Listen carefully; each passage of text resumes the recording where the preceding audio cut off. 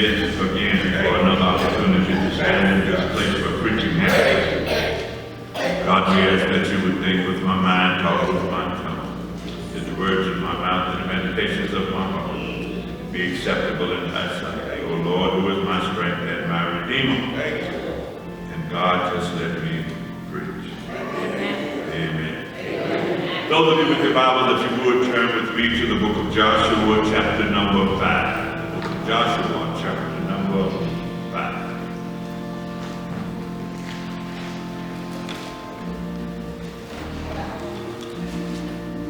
And in the 10th verse, you will find these words recorded. The Israelites camped in Gilead. They celebrated Passover on the evening of the 14th day of the month on the plains of Jericho. On the very next day after Passover, they ate food produced in the land, unleavened bread and roasted grain. The manna stopped on that next day. When they ate food produced in the land, there was no longer any manna for the Israelites. So that year they ate the crops of the land of Canaan. This morning I want to talk about no more manna. No more manna. The book of Joshua actually has two things.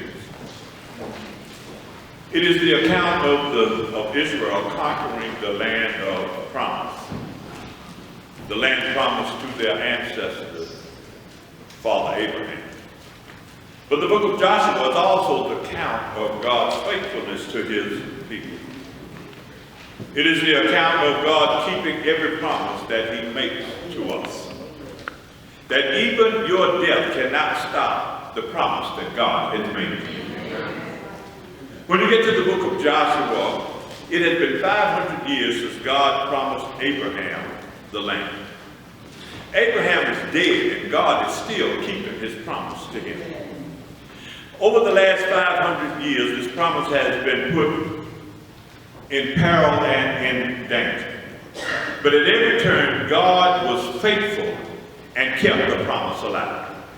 It was put in danger when Abraham was called to sacrifice Isaac.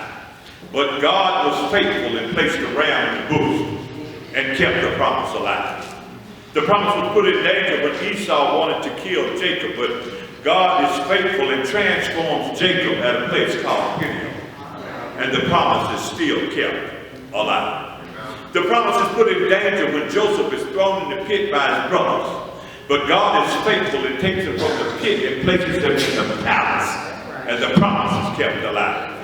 The promise is put in danger again after years in Egypt when there arises a Pharaoh who knows not Joseph, but God is faithful and raises up a prophetic voice by the name of Moses who says, let my people go. And the promise is still yet kept alive.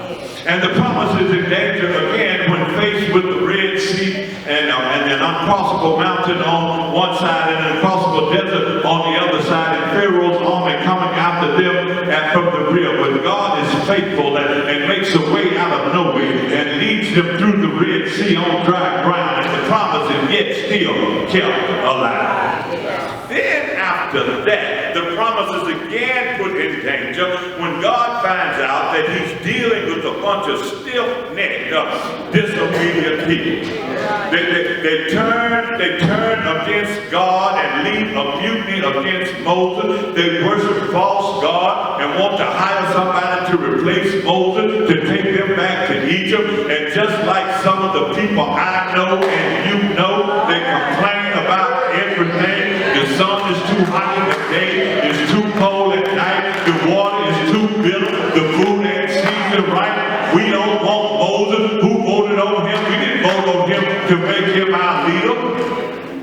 But in spite of their stiff-necked behavior, here they are at the borders of the promised land, and for one reason and one reason only, because God is faithful.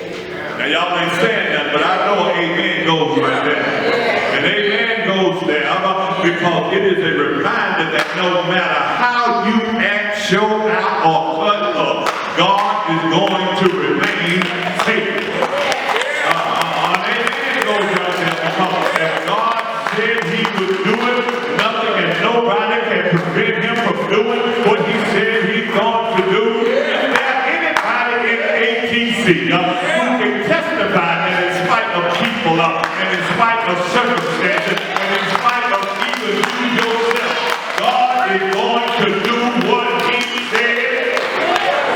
That in spite of what you did or do not go do, God still working out all together for your good. Weeping did endure for a night, but joy came with the rising morning sun, made your enemies your footstool, because our God is a faithful God. As we look at this journey from the promise to the promised land, the issue has never been God's faithfulness, but it's always been the people's preparedness.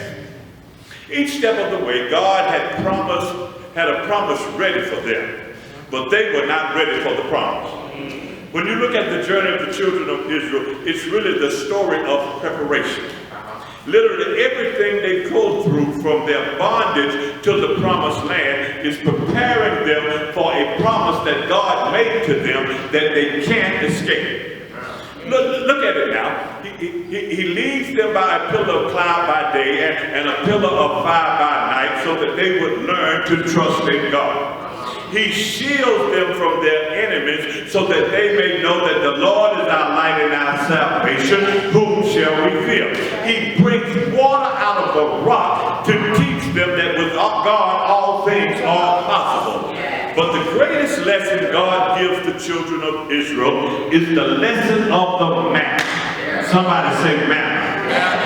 This manna, this food that descended from heaven every day. The lesson of the manna is teaching them that God is not just a God who works big and majestic miracles, but our God is a God who works miracles in our lives every day. God does not want us to just worship him for the mountaintop experiences. He wants us to know that he's worthy of worship every day. He wants us to understand that he's a daily bread kind of God. Somebody say a daily bread kind of God. We are good at worshiping him for the big and the majestic God, but God wants us to worship him for our daily bread.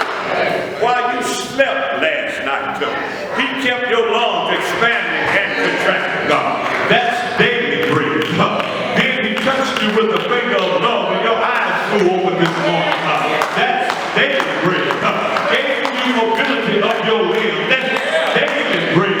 Gave you a reasonable portion of health and strength. That's daily bread.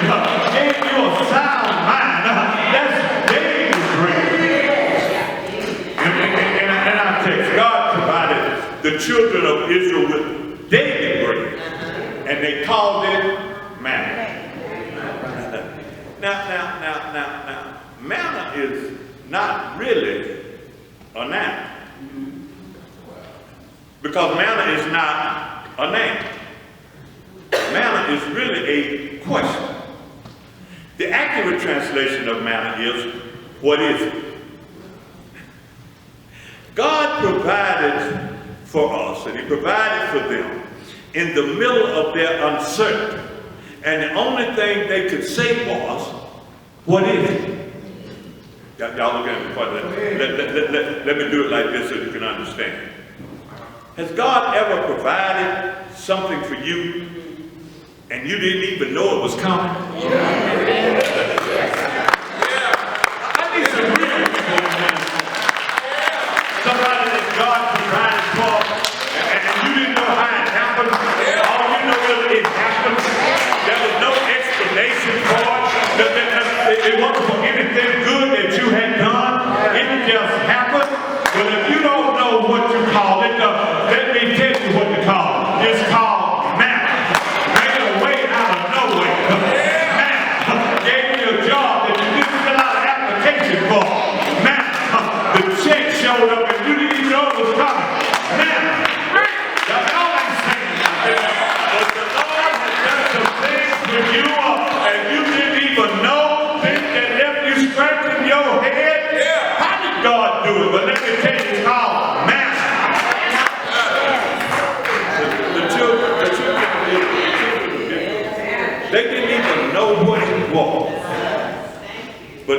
But that's the kind of God we serve. Yes. That in the midst of uncertainty, in the midst of not knowing, our God has a way of providing, and it's called manna.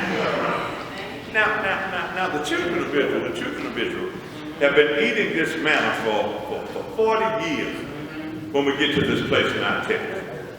Moses is dead, Joshua has taken over, and they're getting ready to invade a place called Jericho. But before they make their move into Jericho, something happens. God stops the manna. But he does not stop it to punish them. He stops the manna to prepare them.